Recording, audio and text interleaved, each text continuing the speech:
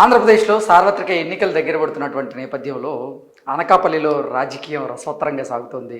Deputy CM అయినటువంటి ముత్యాల నాయుడు మీద సీఎం రమేష్ అక్కడ పైచేయి సాధించబోతున్నాడు అంటూ కూడా ఒక వార్త ఇప్పుడు సోషల్ మీడియాలో చక్కర్లు కొడుతున్నటువంటి నేపథ్యంలో ఆ వార్త ఏంటనేది మనం విశ్లేషణ చేసుకునేటువంటి ప్రయత్నం చేద్దాం. డిప్యూటీ సీఎంపై సీఎం డే పైచేయి, ఆసక్తికరంగా అనకాపల్లి రాజకీయం, కూటమి లోక్సభ అభ్యర్థిగా పట్టుబిగిస్తున్న సీఎం రమేష్, అసెంబ్లీ అభ్యర్థులతో కలిసి ముందడుగు, ప్రభుత్వ వ్యతిరేకతతో వైకాపా అభ్యర్థుల ఎదురేత. సో అసలు వార్తలోకి వెళ్తే, ఉత్తరాంధ్ర ముఖద్వారం అనకాపల్లి లోక్సభ నియోజకవర్గం. ఓ పక్క నిండైన గ్రామీణ వాతావరణం, మరోవైపు విశాఖ నగరానికి ఆనుకొని పారిశ్రామికంగా అభివృద్ధి చెందుతున్న ప్రాంతం కలగలిసి ఉన్న ఈ నియోజకవర్గం ఆసక్తికర రాజకీయాలకు వేదికగా మారింది. కూటమి తరపున లోక్సభ అభ్యర్థిగా నిలిచిన రాజ్యసభ మాజీ సభ్యుడు సీఎం రమేష్, తెలుగుదేశం భారతీయ జనతా పార్టీల్లో అనుభవం ఉన్న నాయకుడు. అలాగే డిప్యూటీ సీఎం బూడి ముత్యాల నాయుడు వైకాపా నుంచి పోటీ పడుతున్నాడు. గట్టి పోటీగా మారుతుందని భావించిన తాజా రాజకీయ సమీకరణాలు, అభ్యర్థుల బలాబలాలు, ప్రయత్నాలు, పోటీ తీరు గమనిస్తే ఈ నియోజకవర్గంలో సీఎం రమేష్ పట్టు బిగిస్తున్నట్లు కనిపిస్తోంది. పోటీకి దిగిన కొద్ది రోజుల్లోనే ఆయన నియోజకవర్గంపై పూర్తి స్థాయిలో అవగాహన ఏర్పరచుకొని పావులు కదుపుతున్నారు. ఒకానొక దశలో వైకాపా తమ అభ్యర్థి ముత్యాల నాయుడిని మార్చే ఆస్కారము ఉందన్న ప్రచారం జరిగింది. రమేష్ పట్టు బిగించడానికి ఇదొక దృష్టాంతం. ఆయన ముందు నుంచి వ్యూహాత్మకంగా ఈ స్థానాన్ని ఎన్నుకొని ఇక్కడ అభ్యర్థిత్వం దక్కించుకున్నారు. ఈ నియోజకవర్గంలోని 7 శాసనసభ స్థానాల్లో కూటమి అభ్యర్థుల గెలుపులోనూ రమేష్ కీలక పాత్ర పోషిస్తున్నారు. ఒకరికి ఒకరు బలమవుతున్నారు. సో ఓవరాల్గా చూసుకున్నట్లయితే అసలు సీఎం రమేష్ గారిది అనకాపల్లి ప్రాంతమే కాదు, ఆయన అక్కడ నాన్ లోకల్ అయినప్పటికీ కూడా ఆయన ముందు నుంచి చాలా వ్యూహాత్మకంగా నాకు అనకాపల్లి లోక్సభ స్థానమే కావాలి అంటూ పట్టుబట్టి మరి అది సాధించుకున్నారు. అది సాధించుకోవడమే కాకుండా అంటే భారతీయ జనతా పార్టీ, తెలుగుదేశం, జనసేన పొత్తులో భాగంగా కూటమి అభ్యర్థిగా ఈయన అనకాపల్లి పార్లమెంటు స్థానం నుంచి బరిలో దిగబోతున్నటువంటి నేపథ్యంలో ఆ పార్లమెంటు స్థానంలో ఉన్నటువంటి 7 అసెంబ్లీ నియోజకవర్గాలకు చెందినటువంటి అభ్యర్థులు ఎవరైతే ఉన్నారో వాళ్ళందరితో ఆయన మమేకం అవుతూ ముందుకు సాగుతూ ఉన్నారు. అది ఆయనకి ప్లస్గా మారే అవకాశం ఉందని, దానికి తోడు లోకల్గా ముత్యాల నాయుడు మీద కొంచెం వ్యతిరేకత ఉన్న నేపథ్యంలో అది కూడా సీఎం రమేష్కి అక్కడ పాజిటివ్గా మారే అవకాశం ఉంది అనేటువంటి సంకేతాలు అయితే బలంగా వినపడుతూ ఉన్నాయి. దానికి తోడు అసలు ఆంధ్రప్రదేశ్లో జగన్మోహన్ రెడ్డి ప్రభుత్వం మీద, జగన్మోహన్ రెడ్డి పాలన మీద తీవ్ర స్థాయిలో వ్యతిరేకత ఉన్నటువంటి నేపథ్యంలో అది కూడా సీఎం రమేష్కి ఇప్పుడు అనకాపల్లి పార్లమెంటు స్థానంలో కలిసి వచ్చే అంశంగా కనపడుతుందంటూ కూడా రాజకీయ నాయకులు, రాజకీయ విశ్లేషకులు వారిదైన శైలిలో విశ్లేషణ అయితే అందిస్తూ ఉన్నారు. బూడి నెగ్గుకు రాగలరా? మాడుగుల ఎమ్మెల్యేగా గెలుపొంది వైకాపా ప్రభుత్వంలో డిప్యూటీ సీఎంగా ఉన్న బూడి ముత్యాల నాయుడిని ఆ పార్టీ అనకాపల్లి లోక్సభ అభ్యర్థిగా ప్రకటించింది. ఆయన విద్యార్హతలు, గ్రామీణ నేపథ్యంతో ఢిల్లీలో లోక్సభలో ఎంతవరకు నెగ్గుకు రాగలరనే చర్చ ప్రజల్లో ఉంది. ఎప్పటి నుంచో రాజ్యసభ సభ్యుడిగా ఉండి ఢిల్లీలో లాబియింగ్ చేసే సత్తా ఉన్న నాయకుడు సీఎం రమేష్. నియోజకవర్గానికి రావడాన్ని అనకాపల్లి ప్రజలు ఆహ్వానిస్తున్నారు. భారతీయ జనతా పార్టీ అభ్యర్థి కావడంతో కేంద్రంతో సంప్రదించి నియోజకవర్గ అభివృద్ధికి బాటలు వేస్తారనే విశ్వాసం ఆయనకు సానుకూలంగా మారింది. అభ్యర్థిగా ప్రకటించిన తర్వాత కొద్ది రోజుల్లోనే రమేష్ వ్యూహాత్మకంగా అడుగులు వేశారు. ఆయన కుటుంబ సభ్యులంతా అనకాపల్లిలో ఇల్లు తీసుకుని నియోజకవర్గ రాజకీయ పరిస్థితులను చక్కదిద్దుతున్నారు. భారతీయ జనతా పార్టీ స్థానిక నాయకుల సహకారం తీసుకుంటున్నారు. ఒక్కొక్కరు ఒక్కొక్క శాసనసభ స్థానం బాధ్యతలు తీసుకొని అక్కడి నుంచి అక్కడ అన్ని పార్టీల నేతలతో సమన్వయం చేస్తున్నారు. 3-4 సంస్థలతో సర్వేలు చేయిస్తూ ప్రజాభిప్రాయం, రాజకీయ సమీకరణాలపై సమాచారం సేకరిస్తూ తదనుగుణంగా శాసనసభ నియోజకవర్గ అభ్యర్థుల పరంగాను సమన్వయం చేసుకుంటున్నారు.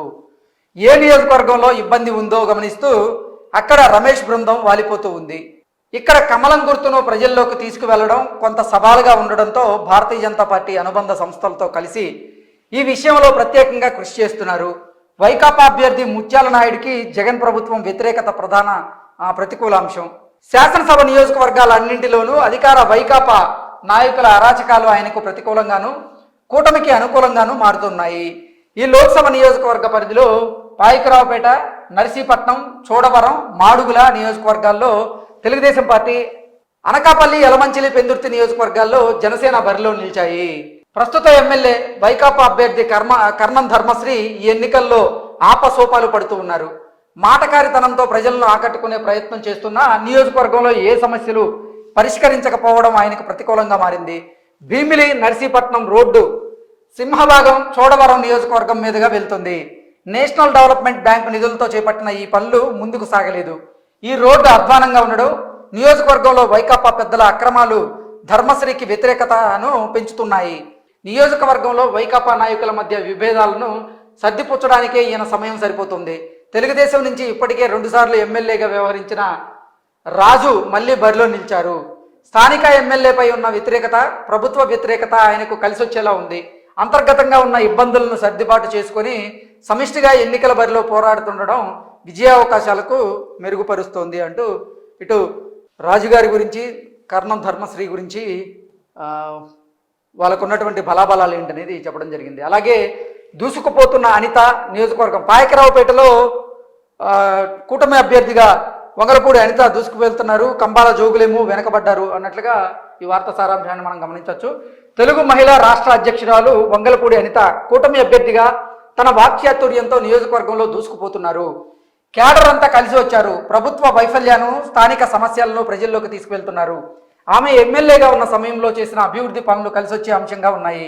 అదే సమయంలో వైకాపా అభ్యర్థి కంబాల జోగులు నియోజకవర్గానికి కొత్త కావడంతో ఇంకా సర్దుబాటు చేసుకోలేకపోతున్నారు. పార్టీ క్యాడర్ మధ్య సమన్వయం లేదు. అవన్నీ సరిదిద్దే నాయకుడు లేకపోవడం వైఎస్ఆర్సీపీకి ప్రతికూలంగా మారే అవకాశం ఉంది. నియోజకవర్గంలో ప్రధాన సమస్యల పరిష్కారం కాలేదు. కోటగురట్ల మండలంలో వంతెన నిర్మాణం పూర్తి కాలేదు. వారాహ నదిపై తెలుగుదేశం పార్టీ ప్రభుత్వ హయాంలోనూ వంతెన నిర్మించిన వైకాపా ప్రభుత్వం 50 లక్షలతో అప్రోచ్ రోడ్డు వేయకపోవడం విమర్శల పాలవుతోంది. తాండవ, ఏటికొప్పాక చక్కెర కర్మాగారాలు మూతపడి కార్మికులు రోడ్డును పడగా బకాయిలు అందక చెరుకు రైతులు నష్టపోయారు. దీనికి తోడు ప్రభుత్వ వ్యతిరేకత కలిసి వైకాపాకు ప్రతికూలతను, కూటమికి విజయావకాశాలను పెంచుతున్నాయి అంటూ పాయకరావుపేట సిచ్యువేషన్ మనం చూసాం. ఇప్పుడు పెందుర్తిలో చూసుకున్నట్లయితే కూటమి సామాజిక బలంతో పంచకర్ల నియోజకవర్గం పెందుర్తి నియోజకవర్గంలో కూటమి అభ్యర్థిగా పంచకర్ల రమేష్ పోటీ చేస్తున్న నేపథ్యంలో వైఎస్ఆర్సీపీ నుంచి అదీప్ రాజు పోటీ చేస్తున్నారు. వాళ్ళ బలాబలాలు ఏంటనేది చూస్తే కూటమి అభ్యర్థిగా జనసేన నుంచి పోటీ చేస్తున్న పంచకర్ల రమేష్ ఎన్నికల బరిలో దూసుకుపోతున్నారు. 3 లక్షలకు పైగా ఓట్లున్న ఈ నియోజకవర్గంలో అందులో సగం ఓట్లున్న పెందుర్తి మండలంలో తెలుగుదేశం పార్టీకి పట్టి ఎక్కువ. ఈ అర్బన్ ప్రాంతంలో మొత్తం 15 మంది కార్పొరేటర్లు తెలుగుదేశం పార్టీకి చెందిన వారే. ఇక్కడ 15 పంచాయతీలు తెలుగుదేశంకి అనుకూలం. ఇక్కడ తెదేపా నియోజకవర్గ ఇన్ఛార్జ్ గండి బాబ్జీ, పీలా శ్రీనివాస్ తదితరులు కూడా కలిసి పనిచేస్తున్నారు. సామాజిక సమీకరణాలు కూడా పంచకర్ల రమేష్కు కలిసి వచ్చేలా ఉన్నాయి. ప్రస్తుత ఎమ్మెల్యే అలాగే వైకాపా అభ్యర్థి అదీప్ రాజుకు పార్టీ క్యాడర్ పరంగానూ సమస్యలు ఉన్నాయి. ఎమ్మెల్యేగా గెలిచిన తర్వాత కార్యకర్తలను, క్యాడర్ను సరిగా పట్టించుకోలేదు. గత 5 ఏళ్లలో మండలానికో నాయకుడు అధికార పార్టీ తరపున ఇష్టారాజ్యంగా వసూలు చేశారు. ఇక్కడి పంచగ్రామాల భూ సమస్య పరిష్కారం కాలేదు. పరవాడ ఫార్మా కాలుష్యం వల్ల తాడి గ్రామం తరలింపు వ్యవహారము మూలన పడింది. ఇవన్నీ వైకాపా అభ్యర్థికి తీవ్ర ప్రతిబంధకాలుగా మారబోతున్నాయి అంటూ పెందుర్తి నియోజకవర్గంలో కూడా వైఎస్ఆర్సీపీ వెనకబడే అవకాశం ఉందంటూ ఈ వార్త సారాంశంగా చూడొచ్చు. జగన్ కక్ష సాధింపులే తెలుగుదేశం పార్టీకి అదనపు బలం. నియోజకవర్గం నర్సీపట్నం నియోజకవర్గంలో జగన్ కక్ష సాధింపులే తెలుగుదేశం పార్టీకి అదనపు బలంగా మారే అవకాశం ఉందంటూ కూడా ఈ వార్త సారాంశంగా చూడొచ్చు. ఇక్కడ అభ్యర్థులు చూసుకున్నట్లయితే కూటమి అభ్యర్థిగా అయ్యన్న పాత్ర ఉన్నారు. అలాగే వైసీపీ నుంచి ఉమాశంకర్ గణేష్, ఈయన డైరెక్టర్ పూరి జగన్నాథ్ అన్న. కూటమి నుంచి తెలుగుదేశం అభ్యర్థిగా మాజీ మంత్రి, సీనియర్ నేత చిత్తకాయల అయ్యన్న పాత్రుడు పోటీ పడుతున్నారు. చివరిసారి అవకాశం ఇవ్వాలని కోరుతున్నారు. వైకాపా ప్రభుత్వం ఆయనపై పెట్టిన కేసులు, ఇబ్బంది పెట్టిన ఘటనలు రాష్ట్ర వ్యాప్తంగా సంచలనమయ్యాయి. జగన్ను నేరుగా విమర్శించడంతో ఆయనపై ప్రభుత్వం ఇలా కక్ష సాధించిందని మెజారిటీ ప్రజానీకం భావిస్తోంది. ఇది అయ్యన్న పాత్రుడికి ఎన్నికల్లో కలిసి రానుంది.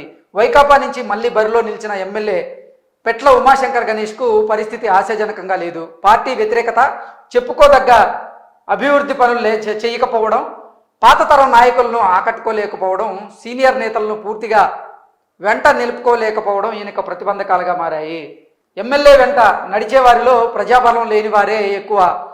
2 జిల్లాల్లో 77 గ్రామాలకు లబ్ధి కలిగించే తాండవ ఏలేరు అనుసంధానం ప్రాజెక్టుకు పాలనామోదం వచ్చినా పనులు ప్రారంభం కాలేదు. నర్సీపట్నం పట్టణంలో ప్రధాన రహదారి విస్తరణ పనులు పూర్తిగా కాలేదు. నర్సీపట్నం మంచినీటి పథకం నిర్మాణాన్ని మధ్యలోనే ఆపివేశారు. ప్రజలకు నచ్చలేదు. అయ్యన్న పాత్రుడే తెలుగుదేశం ద్వితీయ శ్రేణి నాయకులను మరింత సమన్వయం చేసుకోవాల్సి ఉంది. కొన్ని మండలాల్లో వైకాపా నుంచి తెలుగుదేశంలోకి చేరికలు పెరిగాయి. అయ్యన్న పాత్రుడు ఎమ్మెల్యేగా ఉన్న సమయంలో జరిగిన అభివృద్ధి పనులు అయ్యన్న పాత్రుడికి కలిసి వచ్చే అవకాశం ఉంది అన్నట్లుగా చెప్తూ ఉన్నారు. నెక్స్ట్ నియోజకవర్గం అనకాపల్లి, కొనతాల వ్యక్తిత్వం అదనపు బలం అంటూ అనకాపల్లి నియోజకవర్గంలో కూడా కొనతాల రామకృష్ణ గారికి ఆయన వ్యక్తిత్వం ప్లస్గా మారే అవకాశం ఉందని, అక్కడ భరత్ కుమార్ కొనతాల రామకృష్ణకి అంతగా పోటీని ఇవ్వలేడు. ఈ నియోజకవర్గంలో కూడా జగన్మోహన్ రెడ్డి మీద ఉన్న వ్యతిరేకత కొనతాల రామకృష్ణకి పాజిటివ్గా మారే అవకాశం ఉందని, అక్కడ ఓట్లు కూడా అంటే భారతీయ జనతా పార్టీ, జనసేన అలాగే టీడీపీకి సంబంధించినటువంటి క్యాడర్ అక్కడ బలంగా ఉంది కాబట్టి వారు ఈ స్థానాన్ని ఖచ్చితంగా కైవసం చేసుకోగలరంటూ కూడా వార్త సారాంశంగా చూడవచ్చు. నెక్స్ట్ అందిపుచ్చుకుంటే విజయ్ కుమారే నియోజకవర్గం యలమంచిలి నియోజకవర్గం నుంచి కూటమి అభ్యర్థిగా విజయ్ కుమార్ బరిలో దిగబోతున్నారు. అలాగే వైఎస్ఆర్సీపీ అభ్యర్థిగా రమణమూర్తి రాజు ఆయన బరిలో దిగబోతున్నారు. తెలుగుదేశం జనసేన మద్దతుతో జనసేన నుంచి సుందరపు విజయ్ కుమార్ ఎన్నికల బరిలో నిలిచారు. పాత ఓట్ల చరిత్ర పరిశీలిస్తే ఈ కలయిక విజయంలో కీలక పాత్ర పోషించేలా ఉంది. వైకాపా నుంచి ప్రస్తుత ఎమ్మెల్యే ఉప్పలపాటి రమణమూర్తి రాజు కన్నబాబు తిరిగి పోటీ చేస్తున్నారు. అక్కడ అధికార పార్టీలోని లుకలకలతో కొందరు నాయకులు సహకరించడం లేదు. సో జగన్మోహన్ రెడ్డి మీద ఉన్నటువంటి వ్యతిరేకత అలాగే అధికార పార్టీలో అక్కడ కొన్ని లుకలకలు ఉండడంతో అది ఇక్కడ ఈ నియోజకవర్గంలో విజయ్ కుమార్కి గెలిచే అవకాశం ఉన్నట్లుగా ఈ వార్త సారాంశాన్ని మనం తీసుకోవచ్చు. మాడుగుల నియోజకవర్గం నుంచి ఈసారి హోరాహోరీ నుంచి తెలుగుదేశం బలం దిశగా మారబోతోంది అంటూ కూడా ఈ వార్త సారాంశంగా తీసుకోవచ్చు. ఇక్కడ కూటమి అభ్యర్థిగా బండారు సత్యనారాయణమూర్తి ఆయన రంగంలో దిగుతుంటే వైఎస్ఆర్సీపీ నుంచి అనురాధ రంగంలో దిగుతున్నారు. ఇక్కడ పరిస్థితి చూసుకున్నట్లయితే ఉప ముఖ్యమంత్రి సిట్టింగ్ ఎమ్మెల్యే బూడి ముత్యాల నాయుడు లోక్సభ బరిలో నిలవడంతో ఆయన కుమార్తె అనురాధ ఇక్కడ వైకాపా అభ్యర్థిగా బరిలోకి దిగారు. ముత్యాల నాయుడిని ఎంపీ అభ్యర్థిగా పంపడంతో మాడుగుల అసెంబ్లీ సీటును పలువురు నేతలు ఆశించారు. ఆయన కుమార్తెకే అవకాశం ఇవ్వడంపై ఆశావాహుల్లో అసంతృప్తి ఉంది. అనురాధకు రాజకీయ అనుభవం లేకపోవడం, పార్టీ క్యాడర్ పూర్తిగా కలిసి రాకపోవడం, ముత్యాల నాయుడికి కుమారుడు రవికుమార్ స్వతంత్ర అభ్యర్థి బరిలో నిలవడం వైకాపాకు ప్రతిబంధకాలుగా మారాయి. సో ఓవరాల్గా చూసుకున్నట్లయితే మాడుగుల అసెంబ్లీ నియోజకవర్గంలో కూడా కూటమి అభ్యర్థికే బలం ఎక్కువగా ఉన్నట్లుగా, అక్కడ బూడి ముత్యాల నాయుడు కుమార్తె అనురాధ బరిలో దిగుతున్నటువంటి నేపథ్యంలో ఆవిడకి అసలు అంత రాజకీయ అనుభవం లేదు అంటూ కూడా ఆ సీట్ను ఆశించినటువంటి కొంతమంది వైకాపా నేతలు కూడా ఆవిడకి సహకరించబోరు అన్నట్లుగా ఈ వార్త సారాంశాన్ని అయితే మనం చూడొచ్చు. ఓవరాల్గా చూసుకున్నట్లయితే అనకాపల్లి పార్లమెంటు స్థానంలో ఓవరాల్గా ఉన్నటువంటి 7 అసెంబ్లీ నియోజకవర్గాల్లో 7 కూడా టీడీపీయే అత్యధిక స్థానాల్లో గెలిచే అవకాశం ఉంది. సో దాని ద్వారా ఈ లోక్సభ కూటమి అభ్యర్థిగా ఉన్నటువంటి సీఎం రమేష్ అక్కడ గెలిచే అవకాశం ఎక్కువగా ఉంది అంటూ కూడా ఈ వార్త సారాంశాన్ని మనం గ్రహించవచ్చు. Thank you so much.